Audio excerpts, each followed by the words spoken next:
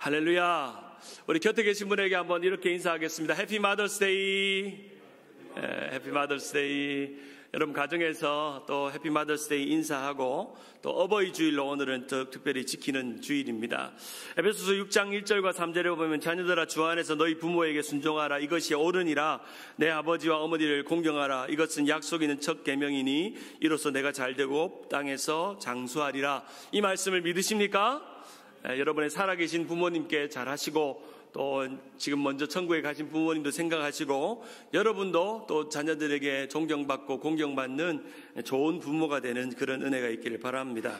요즘 코비드 19으로 만들어진 인사법이 있는데 일명 덕분에라는 인사법입니다. 그래서 사랑합니다, 고맙습니다, 덕분입니다 라는 인사를 우리 가족들에게, 오늘 같이 예배드리는 성도들에게, 또 옆에 있는 분에게 사랑합니다, 고맙습니다, 덕분입니다 이렇게 합니다. 사랑합니다, 고맙습니다, 덕분입니다. 한번 해보겠습니다. 옆에 분 아내에게, 또 남편에게, 또 아이에게, 또 오늘 마더스데이니까 사랑합니다, 고맙습니다, 덕분입니다. 시작. 사랑합니다, 고맙습니다, 덕분입니다.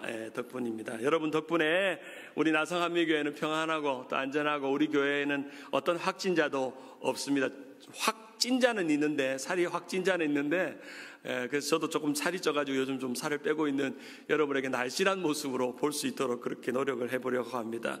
여러분 덕분에 참 지난 약 2달간의 이 코비드 19의 시간들이 잘 이겨내고 있고, 또 여러분이 또 어렵게 또 예배 참석하시고 또 이렇게 온라인으로 예배 참석할 뿐 아니라 또 주일마다 꼭꼭 헌금도 보내주셔서 교회가 큰 어려움 없이 또 우리 장로님들과 함께 당회원들과 함께 교회를 잘 지켜내고 있습니다. 우리 사랑하는 성도님들 덕분입니다. 그리고 우리 사랑하는 우리 교회를 세워가신 귀한 어르신들 덕분이라고 저는 믿습니다. 주님 안에서 건강하고 평안하게 또 은혜롭게 오늘을 감사하면서 지내시는 여러분 되기를 바라고, 어느 때보다 여러분의 건강과 평안과 은혜를 위해서 기도할 것이고, 여러분의 삶에서 힘내시고 매일매일 서로에게 하루에 한 번이라도 당신 덕분이야, 당신 덕분이야, 당신 덕분이야 이렇게 칭찬하며 사시는 여러분 되기를 바랍니다. 오늘 말라기 말씀 두 번째 제목은 한번 따라할까요? 어제와 오늘을 향한 하나님의 사랑. 우리는 마더스데이 어버이 주일을 맞이하면 자녀들이 나를 사랑하는가, 그리고 또 나는 어버이였던 또 우리 부모님을 사랑했는가 한번 사랑을 확인하는 시간이 바로 이 마더스데이 어버이 주의 아니겠나 생각을 합니다. 여러분을 낳아주시고 길러주시고 여러분을 또 보살펴주신 부모님을 여러분은 사랑하시죠? 지금 살아계셨다면 더 부모님 잘 섬길 걸 하는 마음이 드실 분도 계실 겁니다. 우리가 지난주 몇 주 동안 부모님 장례식을 제가 한두 번 정도 인도하면서 참 너무 아쉬워하는 우리 교인들의 그 모습을 보면서 참 그런 마음이 듭니다. 살아계실 때 참 부모님을 섬겨야 되겠다 이런 마음이 듭니다. 반대로 여러분이 부모님이신데, 여러분이 부모가 되어서 자녀를 정말 사랑하시고 또 여러분이 자녀를 사랑하는 것을 자녀들이 알고 있습니까? 여러분이 자녀를 사랑하는 것을 여러분의 딸, 여러분의 아들, 여러분의 자녀 손자들이 알고 있습니까? 알고 있나요? 진짜로? 알고 있나요? 제가 어제 우리 어머니에게 엄마, 내가 엄마 사랑하는 거 알고 있어? 응, 알고 있지. 알고 있지.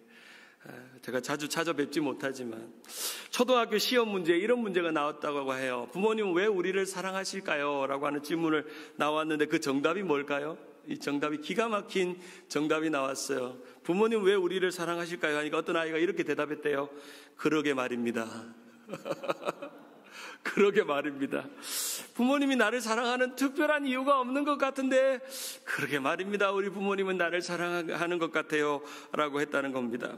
오래전에 한국의 어느 기업에서 전국에 있는 초등학생들을 대상으로 아버지에 대한 동시를 짓게 했는데 참 그 아버지에 대한 동시 중에 참 가슴 뭉클한 두 개의 아이의 동시를 소개하려고 합니다. 경남 삼신초등학교 1학년 이환희 어린이가 쓴 시입니다. 나는 조금밖에 안 예뻐도 우리 아빠는 내가 제일 예쁘대요. 나는 조금밖에 잘한 것이 없어도 우리 아빠는 내가 제일 잘한대요. 그래서 나도 이 세상에서 우리 아빠가 제일 좋아요. 어떤 아이는 또 이렇게 했다고 합니다. 서울 평천초등학교 4학년 김보영 어린이가 쓴 동시인데요. 아이고 이 못난이 하고 말씀하시면 그건 내가 예쁘다는 뜻이고, 아이고 이 바보 하고 말씀하시면 그건 내가 똑똑하다는 뜻이고, 아이고 이 돼지 하고 말씀하시면 그건 내가 건강하다는 뜻이고, 아버지 마음속엔 사랑이 가득. 그렇죠? 이 아이의 이 동시 속에 담겨있는 아버지의 표현, 두 동시가 그림은 틀리지만 자기가 느끼는 아버지의 사랑이 어떤 방식으로 표현되어지고 있고 어떻게 느껴지고 있는지를 우리에게 말씀해주고 있는 것이죠. 지금 살아계신 부모님, 곁에 있는 부모님, 아니면 아련한 오래된 흑백 사진 속에 있는 부모님의 얼굴, 내 방 안에서 엄마 보고 싶을 때 한 번씩 지갑 속에서 들여다보는 엄마의 얼굴, 우리가 받았던 부모님의 사랑을 기억해 보면 한이 없이 큰 사랑을 우리는 받았다라는 것을 생각해 봅니다. 우리가 받은 부모님의 사랑에 비하면 내가 우리 자녀들에게 주는 사랑이 얼마나 클까를 생각해 보면, 어떤 분들은 부모님에게 사랑을 받지 못한 분들은 내가 오히려 더 자녀들에게 사랑을 더 많이 줘야 되겠다 하는 분도 계시지만, 또 우리 부모님에게 받은 사랑만큼 나는 우리 자녀들에게 참 사랑하지 못한다는 것도 종종 깨닫게 됩니다. 우리가 받은 사랑, 그리고 우리가 자녀에게 베푸는 그 사랑 속에서 우리가 어떤 방식으로 사랑하고 사랑받고 있었는지를 한번 생각해 보아야 합니다. 요즘 제가 좀 철이 드는지 점점 나이가 드는지 부모님이 자꾸 생각이 납니다. 부모님이 자꾸 생각나고 보고 싶고, 자꾸 우리 와이프가 뭐라 그래요? 자꾸 엄마 이야기 한다고, 엄마 집에 가라고 자꾸 그러는데, 어쨌든 어머님이 생각이 나요. 나이가 드는지 종종 제가 지금 45이 이제 넘어가는데, 내 나이 45일 때 우리 아빠는 어땠을까 하는 생각을 해봐요. 내가 중고등학교 다닐 때 우리 아빠가 그때 40 중반이었을 텐데, 우리 아빠가 지금 내 나이였을 것이다. 내가 중고등학교 때 그렇게 짜증 부리고 또 원망하고 투정 부리고 했던 그때 그것을 받아주었던 우리 엄마 우리 아빠는 지금 내 나이였을 것이다. 그러면 지금 내 나이에 내 마음이, 우리 아이들을 향한 마음이 이런 마음이면 아마 우리 아빠 엄마도 45, 50대의 마음이 그 마음이었지 않았을까. 이제서야 점점 그런 생각이 듭니다. 나도 우리 아이들에게 사랑한다고, 사랑을 표현한다고 하는데도 어색하듯이 아마 우리 엄마 아빠도 나에게 사랑을 표현한다고 애썼는데도 내가 그 사랑이 부족하다고 원망하고 짜증 부리지 않았나라는 생각이 들고, 저보다 훨씬 우리 아버지 어머니는 살기가 힘드셨을 텐데 참 꿋꿋하게 우리 어머니는 아침 일찍 시장에 나가서 또 가게 문을 열고 닫고 얼마나 하루의 일상이 답답했을까. 참 우리 엄마는 뛰쳐나가고 싶지 않았을까. 나도 한 번씩 그럴 때가 있는데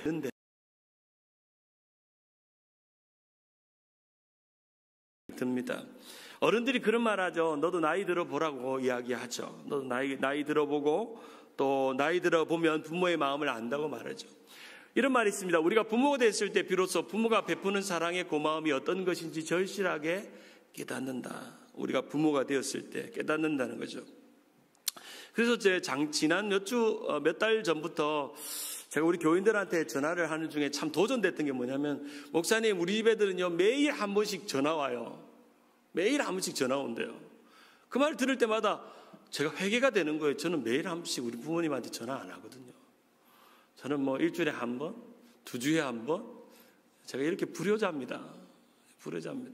그래서 그 말을 듣고 나서 나도 도전이 돼가지고 이제 한국 시간을 맞춰놨어요. 여기 시간 오후 5시 반 알람을 맞춰놓고, 그러면 한국에 우리 어머니 아버지가 일어나셔서 아침 먹는 시간이거든요.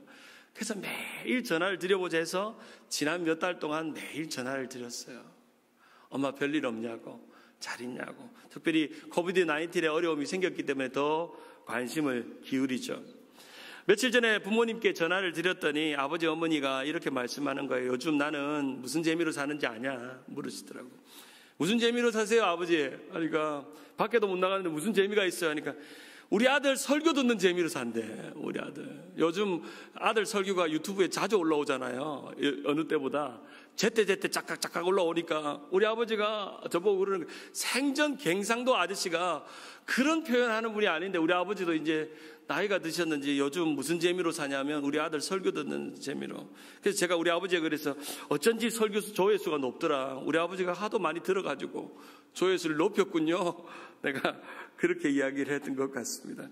우리 교회 설교 조회수 높이는 걸 우리 아버지가 한몫하는 겁니다. 우리 아버지, 우리 어머니를 바꿨어요. 어머니한테 그러니까, 아이고, 야야, 요즘 막 아들 자랑한다고 막, 요즘 막 보는 사람마다 카톡으로 아들 설교 들으라고 막 한다. 내가 부끄러워 죽겠다. 우리 어머니 표현이에요. 좋다, 그거죠. 어쨌든 부모님은 우리에 대한 사랑이 한이 없습니다. 이렇게 큰 자식도 자랑스럽고 사랑스럽고 더 많은 사랑을 해주지 못해서 아쉬워하는 것이 우리 부모님의 사랑입니다.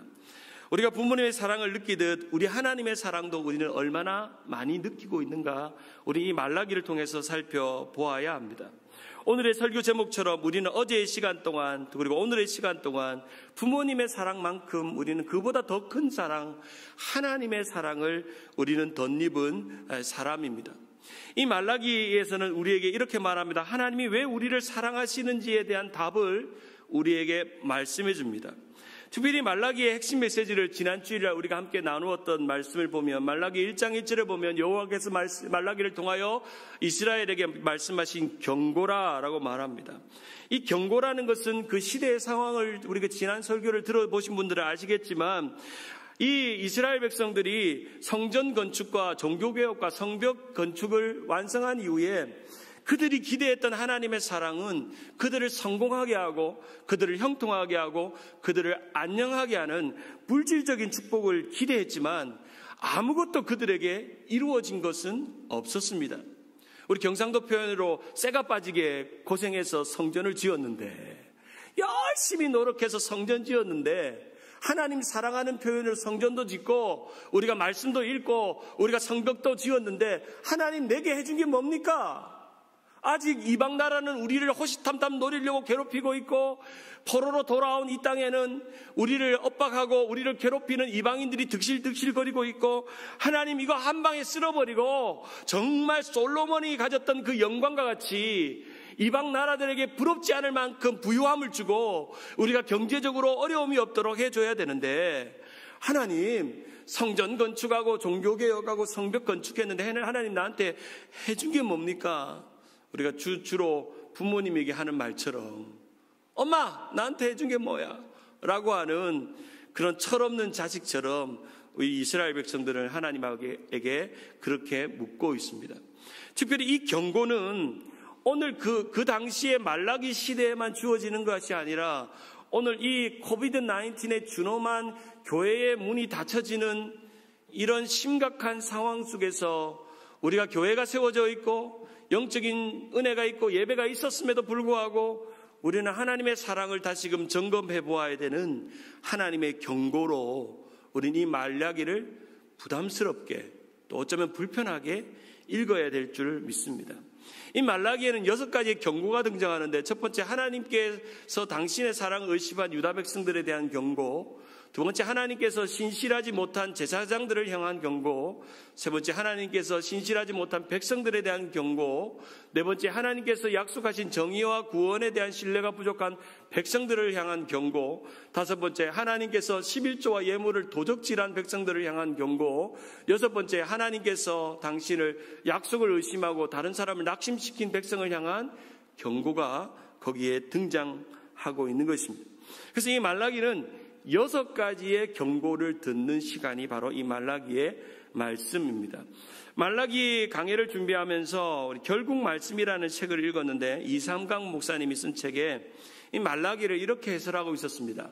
말라기 선지자는 하나님의 말씀을 통해 녹슬고 부패한 은혜의 수로를 재정비하고 하나님의 임재와 능력과 영광을 회복하는 법을 가르쳐준다. 회복을 위한 첫걸음은 자신의 영적 은혜의 수로가 어떠한가를 체크해보는 거죠. 녹슬고 부패한 은혜의 수로를 재정비하는 거죠. 요즘 집집마다 코비드-19으로 집에 있으니까 수도 파이프가 터지는 거예요. 수도 파이프가. 저희 집도 지난주인가 거라지에 있는 수도 파이프가 터진 거예요. 터져가지고 생전 문제가 없던 파이프들이 터지는 거예요. 그래서 우리 교회 지금 핸디맨 하시는 플러밍 하시는 분들에게 물어보면 요즘 일이 많대요. 사람들이 다 집에 있고 물을 막 갑자기 많이 쓰니까 갑자기 플러밍이 터지고 수도가 터지고 집에 문제가 발생하더라는 겁니다. 재정비한다는 거죠. 어쩌면 우리가 이 코비드-19의 이 시간은 우리가 영적으로 재정비하는, 우리가 그동안 흘러왔던 은혜의 수로를 점검하는, 그리고 그동안 우리 교회가 어떤 은혜를 누리며 살아갔는지를 체크해보는 그런 시간이 되어야 될 줄 믿습니다.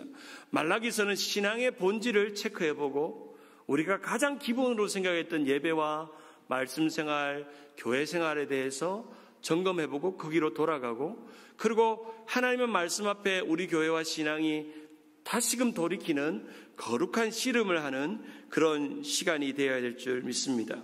하나님 안에서 이 경고는 우리를 회복시키고 고장난 것을 찾아내서 치료하는 겁니다. 저는 이 코비드-19의 약 3개월 동안에 우리가 교회 문을 닫는 이 시간은 우리 교회의 영적인 부분이나 우리의 삶의 부분이나 우리의 신앙의 부분에 고장난 것은 무엇인가를 찾아내서 점검해보는 시간이 되기를 바랍니다. 그래서 이 경고는 그냥 부담스러운 것이 아니라 우리를 새롭게 하고 우리를 정화하고 우리를 치료하는 그런 능력이 있는 것입니다. 여러분 TV에서 보는 것처럼 생전 이런 그림 여러분 코비드-19 아니면 본 적 있습니까?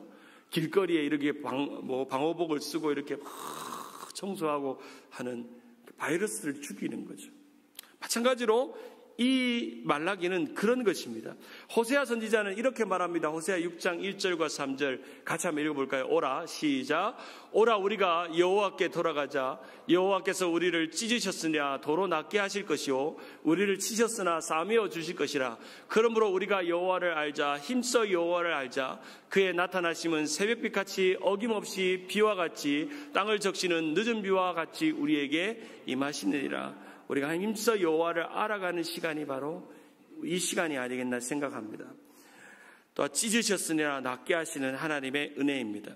하나님은 역사의 주관자이시며 이스라엘뿐 아니라 온 우주의 하나님이십니다. 오늘 보면 말라기 1장 5절에 보면 너희는 눈으로 보고 이르기를 여호와께서는 이스라엘 지역 밖에도 크시다. 이 크시다는 것은 하나님의 능력이 크시다는 것도 있지만 하나님의 사랑이 크시다는 의미도 거기에 포함되어 있는 것입니다. 흥미로운 것은 이 말라기는 일방적인 하나님의 무서운 경고나 불편한 이야기만 등장하는 것이 아니라 하나님과 백성 사이에 하나님이 어떤 불편한 이야기를 하시면 백성들이 그것에서 대꾸를 하고 그렇지 않다고 하나님 언제 그랬냐고 하는 대꾸를 하는 방식으로 이 6가지의 경고가 기록되어 있습니다. 첫 번째, 하나님의 사랑에 대해서 내가 너희를 사랑한다 말하니까 백성들이 주께서 어떻게 우리를 사랑하셨습니까? 두 번째, 주의 이름을 왜 멸시했느냐라고 물으니까 우리가 어떻게 주의 이름을 멸시했습니까? 세 번째는 형제에게 거짓을 왜 행했느냐 하니까 어찌입니까? 라고 말하고, 네 번째, 말로 여호와를 괴롭게 함이 어떤 일인가 물으니까 우리가 어떻게 여호와를 괴롭게 했습니까? 여섯 번째, 11조를 드렸느냐라고 물으니까 우리가 어떻게 주의 것을 도적질했습니까? 여섯 번째, 여호와를 경외했느냐라고 말하니까 여호와의 명령을 지키는 것이 무슨 유익입니까? 라고 하는 하나님의 선포와 이스라엘 백성들의 대꾸가 마치 반복되듯이 그렇게 등장합니다. 마치 사이가 불편한 부모와 자식 사이 같은 느낌이 듭니다. 부모가 아이들에게 이렇게 내가 이거 해주었다고 뭐라고 말하면 마치 자녀들이 잔소리로 듣고 그거에 대해서 따져 묻고 부모님이 나에게 해준 게 뭐냐고, 그게 정말 사랑이냐고 따져 묻는 것 같은 그런 말씀이 바로 말라기입니다. 세번역 오늘 말라기 1장 6절을 보면 이렇게 표현합니다. 내가 너희 아버지라고 해서 너희가 나를 공경하기라도 하였느냐. 말라기는 우리의 관계를 종과 주인의 관계, 아버지와 자식의 관계로 설명합니다. 그래서 이 무서운 경고일 뿐 아니라 하나님의 여전한 사랑을 이 말라기는 우리에게 보여주는 것이죠. 그리고 이 하나님의 징계는 퍼니시먼트가 아니라 디스플린, 바로 하나님의 훈육이라는 겁니다. 하나님이 가르치고 깨달아져서 바른 길로 가는, 마치 아버지가 자식이 정말 똑바로 가기 위해서 잔소리하고 바르게 이야기해서 똑바로 가게 하는 것처럼 하나님은 그렇게 해가십니다. 오늘 그 첫 번째 하나님과의 백성들의 논쟁은 이것입니다. 하나님이 정말 우리를 사랑한 것이 맞나요? 하나님이 어떻게 우리를 사랑하셨나요? 하나님이 왜 우리를 사랑하시나요? 라고 하는 질문을 던집니다. 말라기 1장 2절을 같이 한번 읽어봅니다. 여호와께서 시작. 여호와께서 이르시되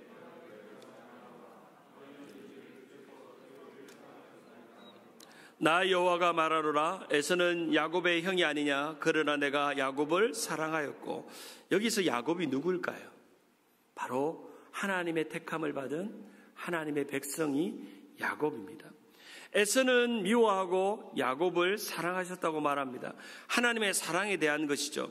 이 구절을 원문에 바꿔서 말하면 하나님이 내가 너희를 사랑했잖아 라고 말하니까 백성들이 뭐라고 그러냐면 어떻게 당신이 우리를 사랑했습니까? 라고 말한다는 거예요. 여러분 상상이나 할 수 있겠어요? 내가 너희를 사랑한다 라고 말했는데 어떻게 당신이 나를 사랑할 수 있습니까? 마지막에 우리 아버지가 나를 영환아 사랑한다 그러니까 아버지가 나를 사랑한 적이 몇 번이 있습니까? 뭘 보고 아버지가 나를 사랑했다고 알 수가 있습니까? 나에게 용돈을 줬습니까? 나를 좀 돈으로 서포터 해준 적이 있습니까? 나를 이렇게 밀어준 적이 있습니까? 아버지, 나는 다른 아이들에 비하면 훨씬 아버지의 사랑을 못 받고 자랐어요 라고 한다는 겁니다. 좀 더 말하면 참 아버지 어이가 없네요. 그게 우리를 사랑한 건가요? 그게 우리를 사랑한 건가요? 라고 하나님의 사랑에 대해서 말한다는 겁니다. 우리가 사춘기 시절 항상 그런 이야기 하죠. 우리 집 애들도 종종 그래요. 누구네 집에는 뭐 있고, 누구네 집에는 뭐 있고, 누구네 집에는 뭐 있고, 뭐 있는데 왜 나는 없다 하는 거예요. 그거 사줘요. 어렵게 해서 사줘요. 그러면 일주일도 안 가요. 사줬을 때는 엄마가 아빠가 나를 사랑해서 사주는 것처럼 해놓고 일주일도 안 같이 똑같이 공상당보다 더 악한 사춘기들 또 마음이 들쭉날쭉 왔다 이렇게 자기 기분이 좋으면 요즘 이제 집에 있잖아요. 이 백성들이요. 학교 좀 빨리 갔으면 좋겠어요. 엄마가 죽을 지경이야. 매일 아침 저녁으로 밥 해내기가 엄마도 힘들잖아요. 아침 저녁으로 밥 하는데 그러면 밥 먹는데 이거 지난주에 먹었는데 하고 그러는 거예요. 참 부모가 자식을 사랑한다는 게요. 참 저도 부모가 되보니까 자연스러운 건 아니더라고요. 사랑스러운 자식이 있고요. 사랑받을 짓을 하는 자식이 있고 사랑스럽지 않은 자식도 있더라고요. 그렇다고 우리 집 애들이 안 사랑스럽다는 건 아니에요. 종종 그럴 때가 있다는 거예요. 우리 노영진 전사님의 애가 많아가지고 분명히 있을 거예요. 나는 둘밖에 없어가지고. 그런데 부모가 자식에게 참 실망할 때는 그런 거예요. 부모님의 사랑을 의심할 때잖아요. 내가 최선을 다해 내 형편껏 사랑하는데 자꾸 다른 부모를 비교하고 또 어떤 조건을 따지고 그리고 언제 우리를 사랑했냐고. 저도 이제 사남매로 자랐기 때문에 저는 막내인데요. 저는 사남매 중에 제일 사랑을 많이 받았어요. 제 얼굴에 사랑받은 티가 조금 나잖아요. 참 사랑을 많이 받고 자랐어요, 부모님의. 그래도 어릴 때는 그렇게 불만이더라고요. 왜 우리 아빠는 왜 장사하냐고. 남들 집은 진짜 공휴일마다 따박따박 놀아가지고 저기 속리산도 가고 설악산도 가고 해외도 가고 한다는데 우리 아버지는 아침 저녁으로 장사하고. 분명히 이 설교도 들을 건데 우리 아버지가 그래요. 제발 설교 시간에 자기 이야기 좀 하지 말라고. 우리 아버지 고생하셨어요. 근데 제가 나이가 들어보니까 아버지가 얼마나 우리 사랑하셨는지 알 것 같아요. 그때는 몰랐어요. 10대 때는 몰랐어요. 마찬가지로 이스라엘 백성들이 하나님 당신이 우리를 사랑한다고요? 라고 물었어요. 왜 이런 질문이 생길까요? 하나님 왜 우리를 사랑하신 근거가 뭐냐고 물을까요? 그것은 서로에 대한 사랑의 기대가 다르기 때문입니다. 부모가 자녀에게 하는 사랑하고 자녀가 부모에게 기대하는 사랑이 차이가 나면요. 아무리 사랑을 해줘도 사랑이 아니라고 말해요. 이스라엘 백성들이 포로 이후에 돌아왔어요. 그들이 열심히 노력해서 성전도 짓고 종교개혁도 하고 성벽도 지었는데요. 그들이 사랑하는 방식은 이거 지으면 하나님 사랑한다고 생각했어요. 그래서 하나님이 여기에 합당한 자신의 기대에 맞는 사랑을 줄 거라고 생각했어요. 물질적인 축복을 줄 거라고 생각했어요. 명예를 줄 거라고 생각했어요. 능력을 줄 거라고 했어요. 그런데 하나님은 그렇게 하지 않았어요. 시간이 지나도 아무 일도 일어나지 않았어요. 점점 피곤해지고 또 그들의 신앙은 회의가 생기고 하나님에 대한 사랑이 점점 식어졌어요. 신앙생활이 재미가 없어졌어요. 예배생활에 게으름을 피우기 시작했어요. 그래서 그들이 남은 것이 종교생활과 또한 거짓된 제사만, 하나님 앞에 형식적인 것만 드려요. 우리가 어버이날 때 아이들에게 선물을 받잖아요. 아이고 얘는 어버이날이니까 어쩔 수 없이 선물한다는 애들이 있고, 진짜 아이가 생각해서 엄마 아빠한테 선물했다는 마음이 드는 게 있잖아요. 나는 많이 못 받아봐서 모르겠는데 들은 게 있죠? 드는 게 있다고. 정말 얘는 엄마 아빠 생각해서 선물해서 가져오고, 아이고 5월 8일 또 마더스데이니까 그냥 이번에도 뭐 한번 엄마 한번 즐겁게 해주고 말지 하는 게 있단 말이에요. 우리도 부모니까 다 느끼잖아요. 이스라엘 백성들이 그들이 기대했던 하나님의 사랑은 물질적인 성공과 형통과 안녕이었어요. 그것을 흔히 신학적으로 기복주의라고 말해요. 물질적인 복을 주어야만 하나님이 나를 사랑한다고 생각하는, 사랑받는다고 생각하는 그 대표적인 사람이 조엘 오스틴의 설교죠. 바로 긍정의 힘을 통해 가지고 물질적인 축복받은 사람은 하나님의 사랑을 많이 입은 사람이라고 생각하는 거죠. 뭐 하나님의 사랑을 입은 사람이 물질적인 축복을 받기도 해요. 그건 뭐 부인할 수 없는 사실입니다. 그러나 거기에 집착해서는 안 된다는 것을 말합니다. 물질적인 행복이나 축복이 주어지지 않는다 해도 하나님의 사랑을 의심하거나 하나님의 존재에 의심을 품지 않는 신앙이 진짜 신앙입니다. 철없는 아이와 철든 아이의 차이점은 뭔지 아세요? 예? 철없는 자식은 부모님이 뭐라도 해주어야 사랑했다고 말하지만, 철든 자식은 부모님이 그저 존재하는 것만이라도 사랑한다고 말해요. 사랑하는 여러분, 여러분은 부모님에게 철든 자식이었습니까? 철없는 자식이었습니까? 여러분은 하나님께 철든 자식입니까? 아니면 철없는 자식입니까? 우리 자신을 한번 돌아보아야 합니다. 종종 저희 집 아이들이 그렇게 물어요. 막 그렇게 자주 묻는 건 아닌데, 아빠가 우리를 사랑한 거 맞냐고, 아빠가 우리에게 해준 게 뭐냐고 물어요. 자주는 묻지 않아요. 애들 착해요. 한 번씩 물어요. 해준 게 뭐냐고, 해줄 수 있는 게 뭐냐고 물어요. 그러면 저는 할 수 있는 말이 딱 한 가지밖에 없어요. 그러게 말이다. 그러게 말이다. 아빠는 남들처럼 그렇게 부자도 아니고 경제적으로 여유 있는 사람도 아니지만 한 가지 분명한 건 너희를 사랑한단다. 사랑한단다. 우리가 어느 때보다 참 하나님을 사랑하기 힘든 코비드-19 시대를 살아가는 동안 참 많은 어려움을 겪는 분들이 많을 거예요. 경제적으로 어려운 일들을 겪을 거예요. 그럴 때 우리는 질문하죠. 하나님, 정말 저를 사랑하는 게 맞나요? 사랑하신다면 왜 이런 힘든 일이 오나요? 왜 저만 좀 힘들죠? 남들은 코비드-19이라도 잘 먹고 잘 사는데 왜 나만 이렇게 쪼들리고 힘들어요? 하나님, 나 사랑하는 게 맞나요? 요즘 우리 토요일마다 홍 목사님께서 하나님의 5가지 사랑의 언어를 배우는데요. 하나님의 사랑의 탱크에, 그리고 하나님의 사랑의 온도에 우리가 어느 정도 있는지를 점검해보는 시간이 되기를 바랍니다. 하나님의 5가지 사랑의 언어, 게리 체프만은 하나님이 성경의 모든 이야기들은 하나님의 사랑의 언어로 가득 차 있다는 거예요. 특별히 이 말라기조차도 하나님의 사랑의 언어로, 그 첫 번째 구절이 내가 너희를 사랑한다로 시작하고 있잖아요. 하나님이 자신의 언어로서, 또 하나님이 그 사랑의 언어로서 하나님의 사랑의 마음을 전하고 있는 것이 바로 이 성경에 기록되어 있는 하나님의 사랑의 언어입니다. 오늘 성경은 이렇게 기록합니다. 말라기 1장 2절에 나 여호와가 말하노라, 에서는 야곱이 형이 아니냐, 그러나 내가 야곱을 사랑하였고 에서는 미워하였으며 라고 기록하고 있습니다. 여기서 야곱은 하나님이 사랑했고 에서는 미워했다는 뜻은 다른 말로 하나님이 야곱은 선택했으며 그러나 에서는 하나님이 선택하지 않았다라는 뜻입니다. 이 구절을 해석하는 구절이 로마서 9장 10절과 13절인데 같이 한번 읽어봅니다. 로마서 9장 11절 시작. 그 자식들이 아직 나지도 아니한 때고 무슨 선하고 악을 행하지 아니한 때에 택하심을 따라 되는 하나님의 뜻이 행위로 말미암지 않고 오직 부르시는 이로 말미암아 서게 하려 하사 기록된 바 내가 야곱은 사랑하고 에서는 미워했다 하심 같으니라. 이 하나님께서 야곱을 택하신 이유가 뭘까요?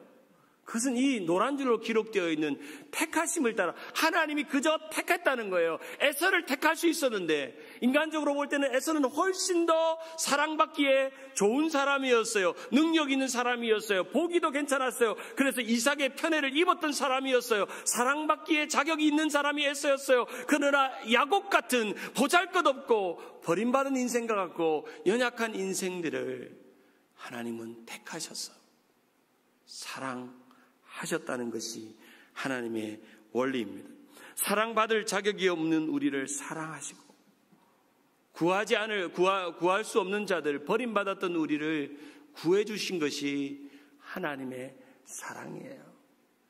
제가 지난 주일날 월요일날 우리 교회 와서 이 조이랜드의 잡초를 제거하면서 이렇게 심어 놓았던 오래전에 씨앗으로 난 깻잎 몇 개를 뽑아가지고 우리 집에 심었어요. 그러니까 우리 집에 가서요, 거름 주고 물 주고 하니까요, 기가 막히게 자풀 속에 있었던 그냥 자풀인지 깻잎인지 알 수 없는 그 자풀이 우리 집에는 선택받아서 사랑받고 있어요.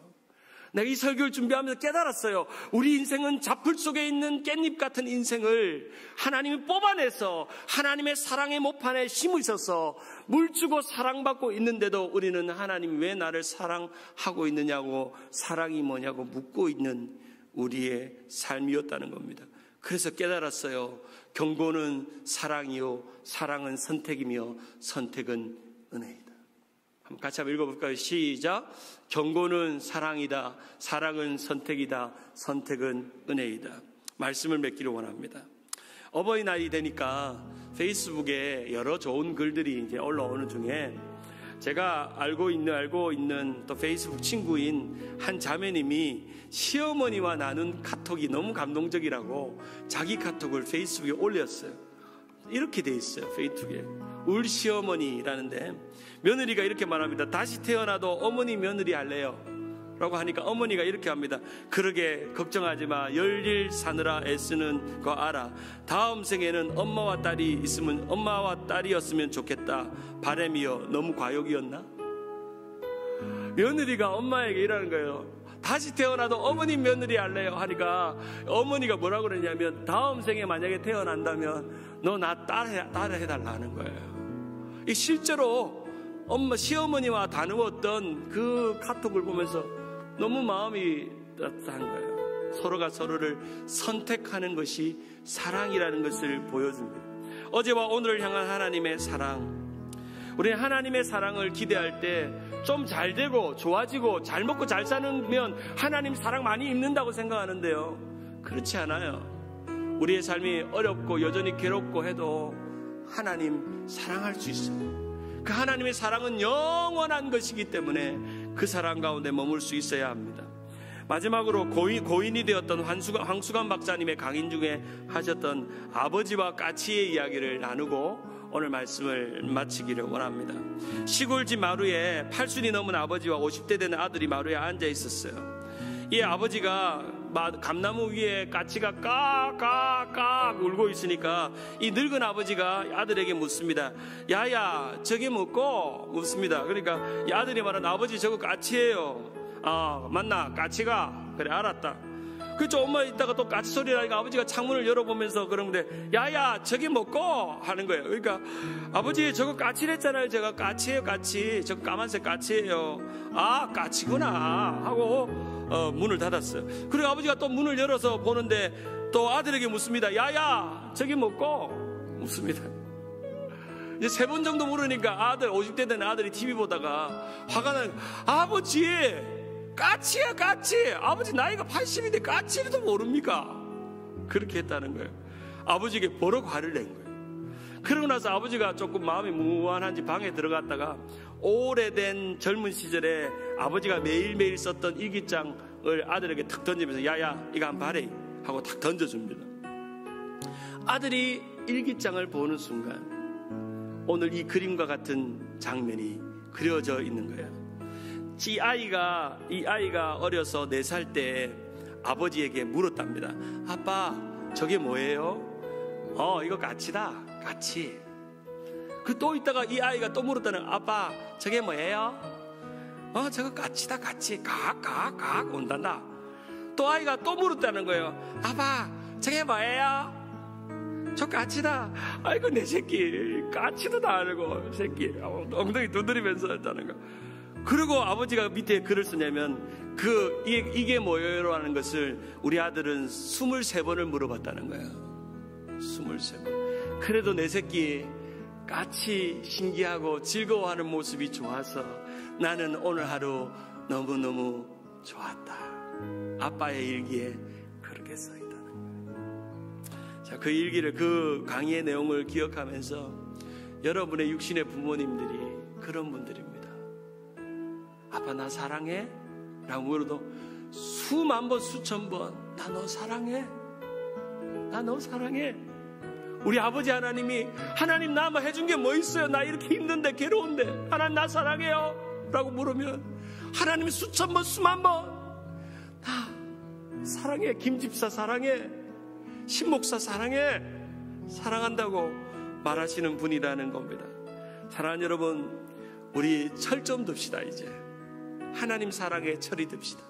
그러면 우리가 가진 것이 아무것도 없고 때로는 병들고 때로는 망하고 때로는 힘들어도 철든 자식처럼 하나님 앞에 대하면 우린 그 사랑 안에 거할 줄 믿습니다. 우리 모두 다 그 사랑 안에 있는 우리 모두가 되기를 간절히 바랍니다.